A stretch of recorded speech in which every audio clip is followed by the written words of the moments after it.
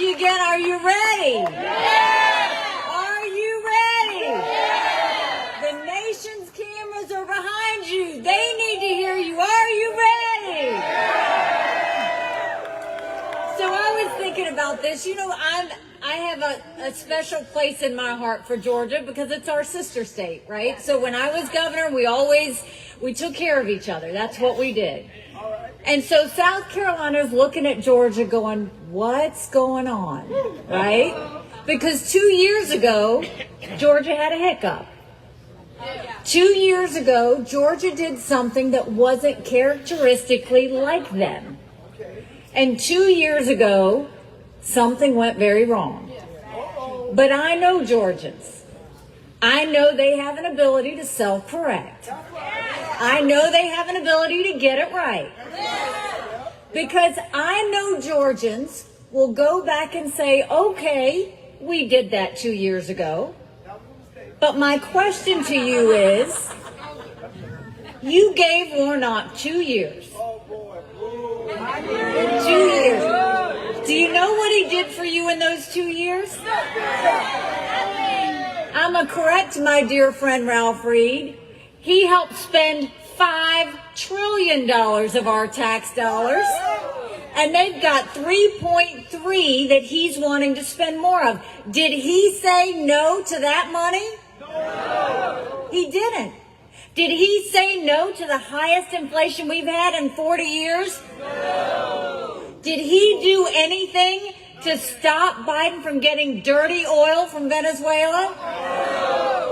Did he do anything to allow the Keystone Pipeline to come through so that we would have energy production? No. He wasn't there for you, Georgia. No, he wasn't. And then let me ask you this. Have you heard him say anything that backs law enforcement or Border Patrol? No. Have you seen him say anything about the 4 million illegal immigrants that have crossed our border? No. Have you seen him do anything to get immigration reform in the books? No. His income went up 140%, I can tell you that. Have you seen him do anything Now let me get the question out.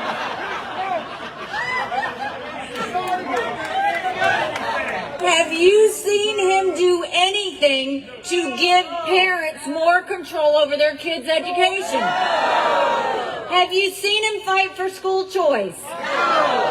Have you seen him respond to the fact that 2 weeks ago we found out that 70% of 8th graders across this country are not proficient in reading? Did he say anything about it? No. Did he do anything to stop the lockdowns when they were happening? No. All right, George, I'm waiting to figure out why you did this. Because you've told me no after no after no. But now let's get to this. My husband is a combat veteran and deployed in Afghanistan. Did he say anything about what happened in Afghanistan? No. Did he say anything about the responsibility of those 13 military men and women that we lost? No. Has he said anything about the fact that China gave us COVID and has yet to be held accountable? No. This is what I want Georgia to realize. How did he make your life better in the last 2 years?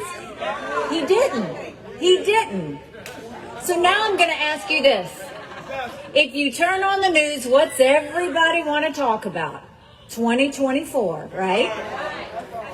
But let me tell you what happens with this election tomorrow. It's not about 2024. It's about 2028. Because if you don't help us get Herschel elected, you've got to live with this guy until 2028. He's going to represent you for 6 years. That's not Georgia. Georgia is a state that's fiscally responsible. Georgia is a state that believes parents should be in charge. Georgia is a state that has good, hardworking Americans that love our country. Georgia is a state that has patriots that understand that America is worth loving and worth fighting for. So now we have a chance to love America tomorrow. Now we have a chance to show our patriotism tomorrow. Now we have a chance to show America that we're going to lead the charge on loving America tomorrow. Because the midterms may not have gone exactly how we wanted. But it's not about how you start, it's how you finish. And we get to finish these midterms tomorrow. And what I'm going to say to you, I appreciate Herschel for a couple of reasons. I appreciate him because we grew up in very similar manners. We grew up in rural South. We know what challenges are. We know how hard life is. But we had parents that knew what it meant to love America. We had parents that told us that you could be anything you wanted to be without government getting in the way if you worked hard enough for it. We had parents that said, don't complain about it, do something about it.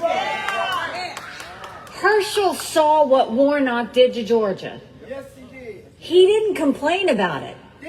He threw himself in the fire for you. And he has been beaten and burned and criticized and ridiculed. And what's he done? He has kept on fighting for you.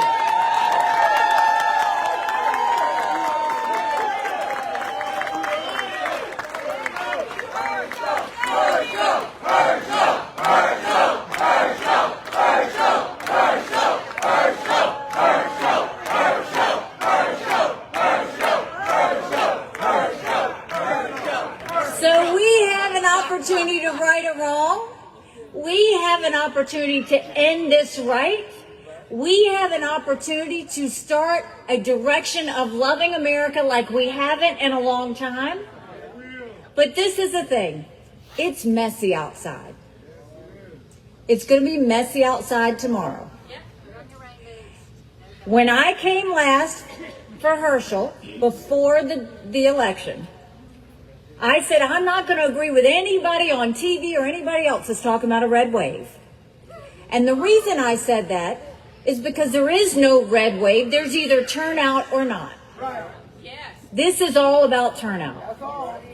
I know y'all are going to go. I literally just told Herschel to fill up that bus full of people that need to get to the polls and take them to the polls to vote. I need you to get people on your street. I need you to get people from your church. I need you to get people that work with you.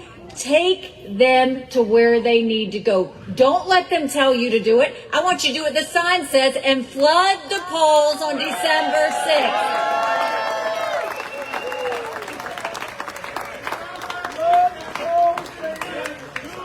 So if we do this, we can show America that we're about to right the ship. And I know you can do this because I know my sister state knows how to fight. And I know my sister state knows how to win.